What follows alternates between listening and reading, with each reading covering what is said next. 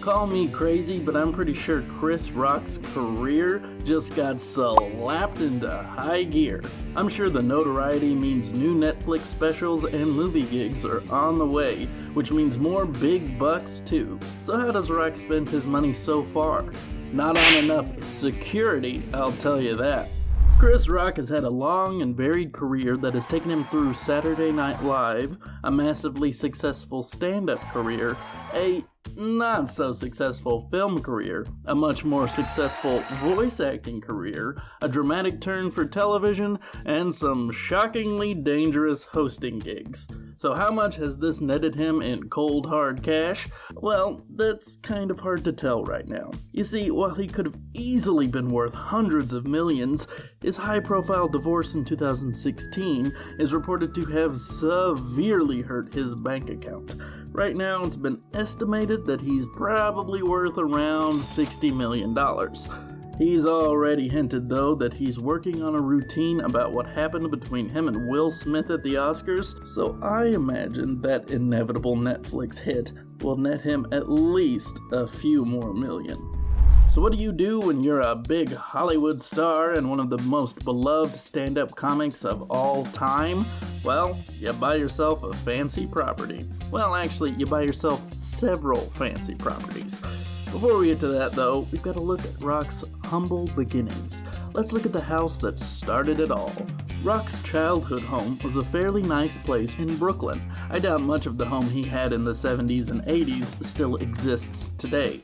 It looks like it's been heavily renovated with beautiful natural wood floors, nice bathrooms, and several spacious bedrooms. I mean, spacious by New York standards. Overall, it has 4 bedrooms, 3 bathrooms, with 1 half bath, all stretched over 2,700 square feet.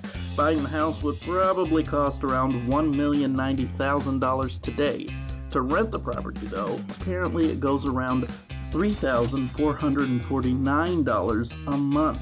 Of course, the life Rock lived in the home led to the inspiration for the hit show Everybody Hates Chris, so I'd say whatever his parents originally paid for itself a dozen times over. I've seen a lot of homes stars have bought when they first hit big, but few are as classy as Chris Rock's. Back in the 90s, Rock called a Clinton Hill carriage house in Brooklyn home. It's a breathtakingly beautiful place with a classic design. It's got rich stonework, a gorgeous roof, and a timeless style that's well worth the millions he surely paid for it.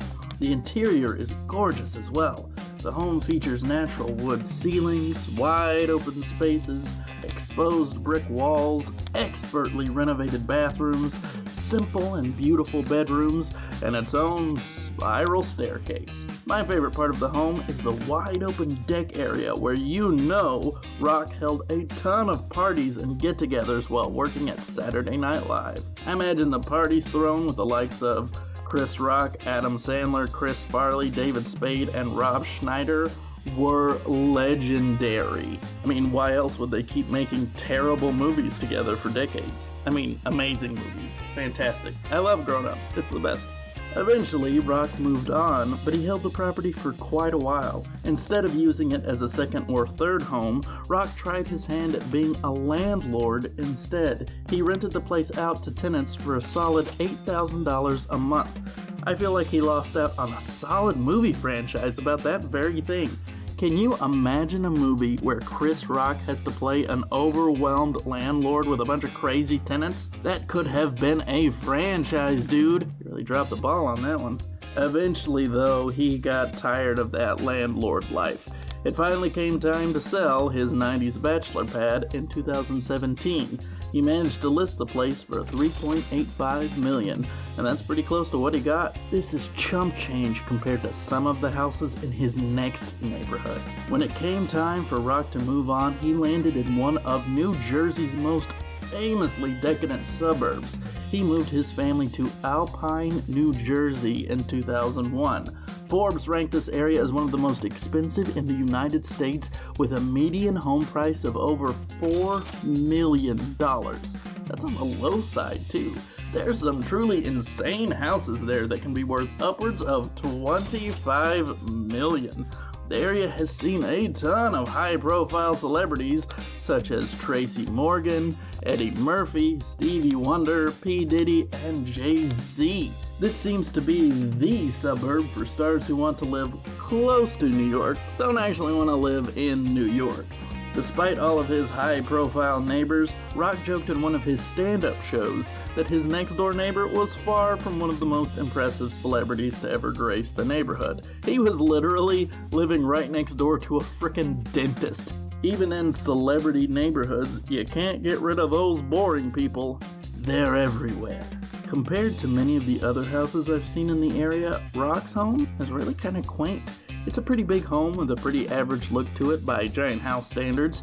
You come up to a giant black gate and a ton of greenery all over the place. The Rock family keeps it pretty private, so there are no pics of the interior. Still, we do know quite a bit about it. The home features 6 bedrooms, a wraparound driveway, an in-ground swimming pool, and even multiple kitchens. Funnily enough, it also has been confirmed that Rock's family even has 7 fireplaces, because 6 clearly wouldn't be nearly enough. Rumor has it that Rock's home has its own fully stocked arcade area. I mean, if I visited Chris Rock's home and he didn't have something like a full-blown home arcade, I'd be so disappointed. Now Sega really needs to start working on a Street Fighter Oscars edition.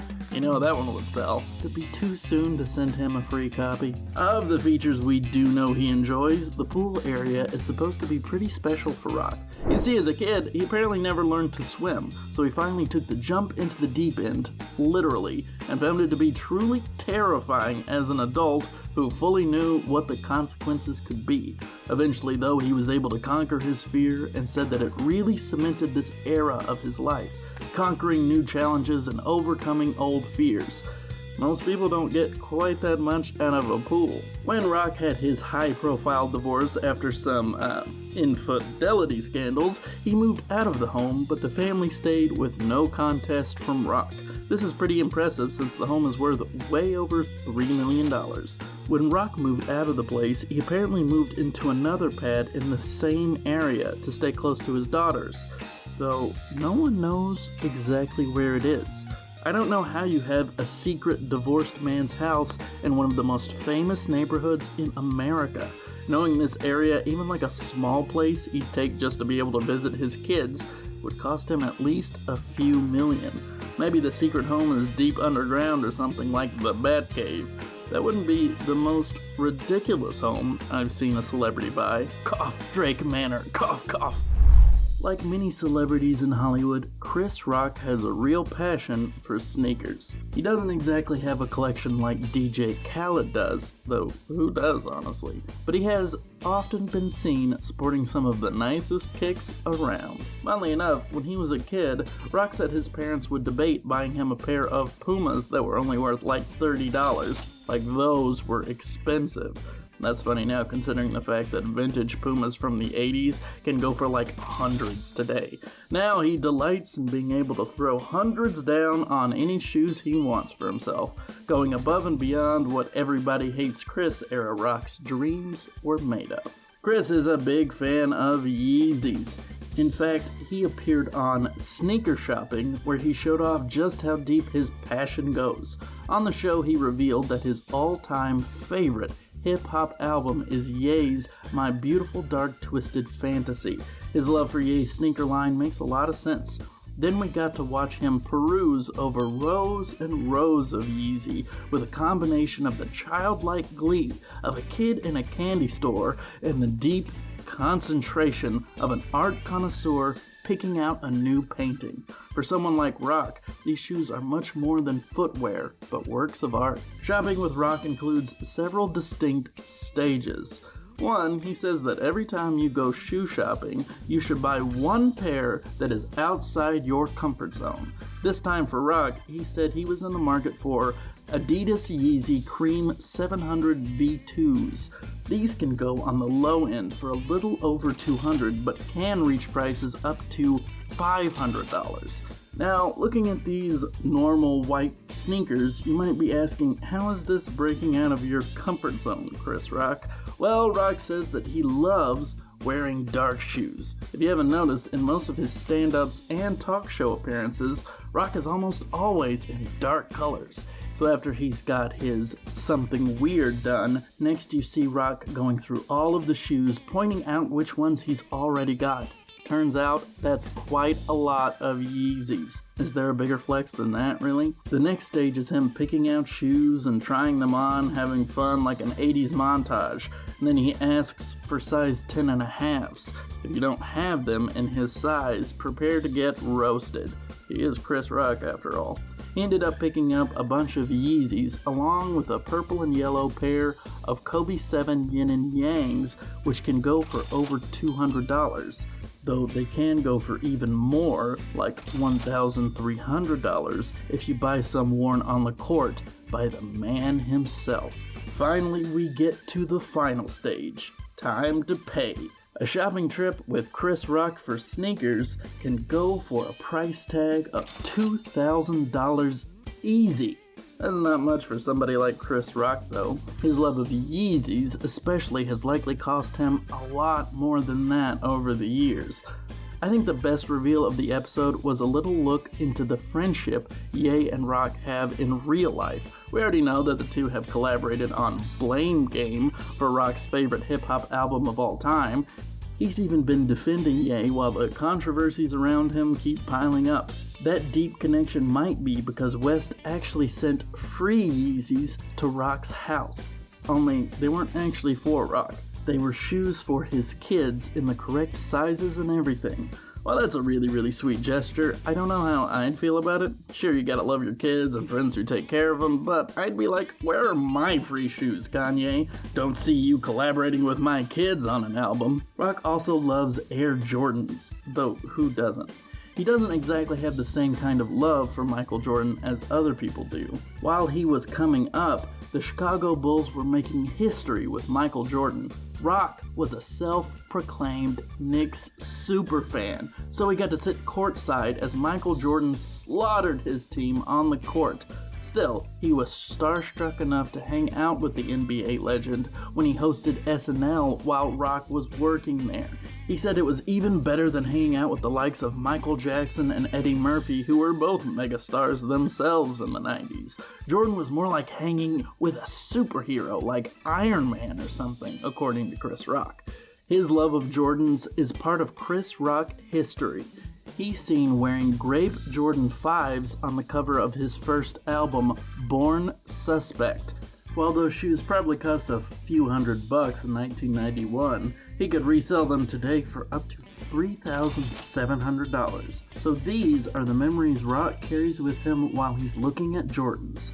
Hanging out with Michael Jordan, with all that nostalgia and admiration, and then probably a bit of anger from watching Jordan dunk on Patrick Ewing.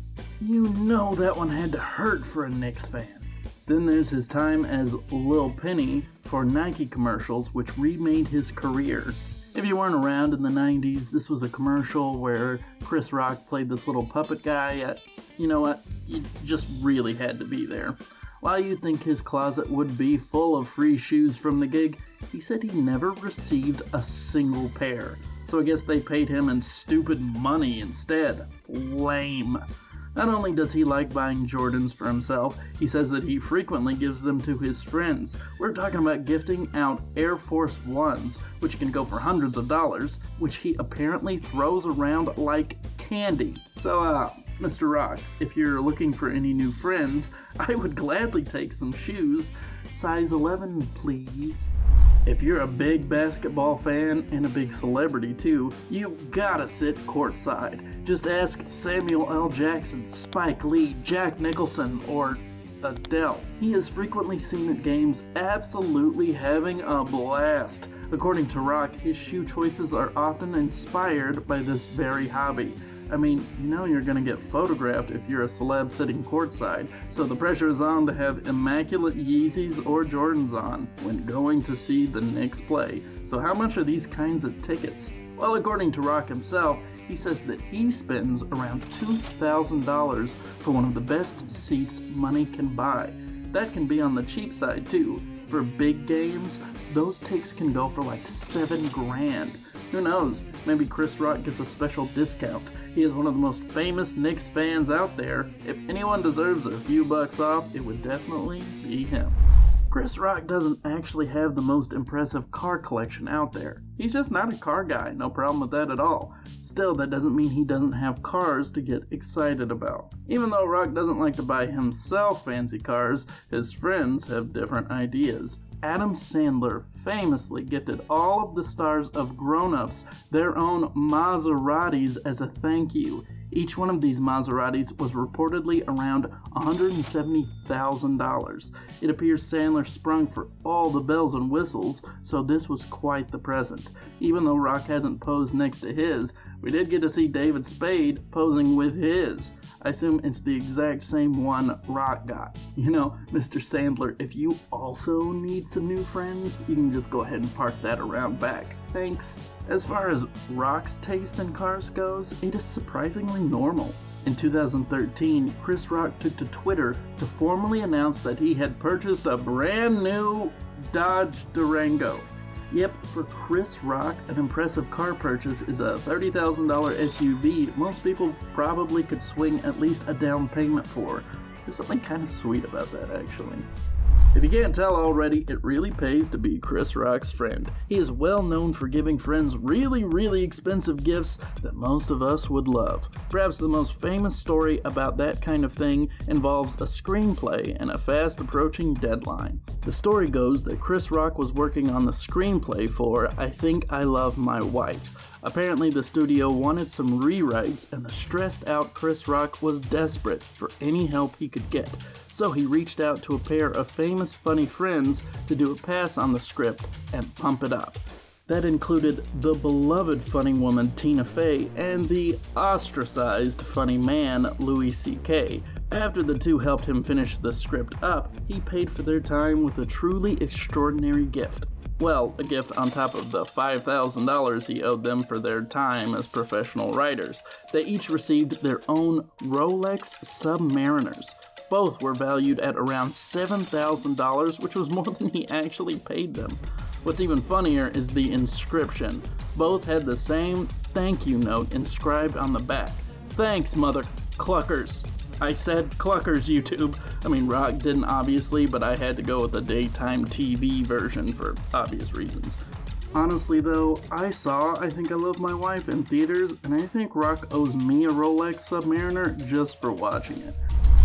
CK and Faye were not enough help for this one. Netflix paid Chris Rock $40 million for 2 specials.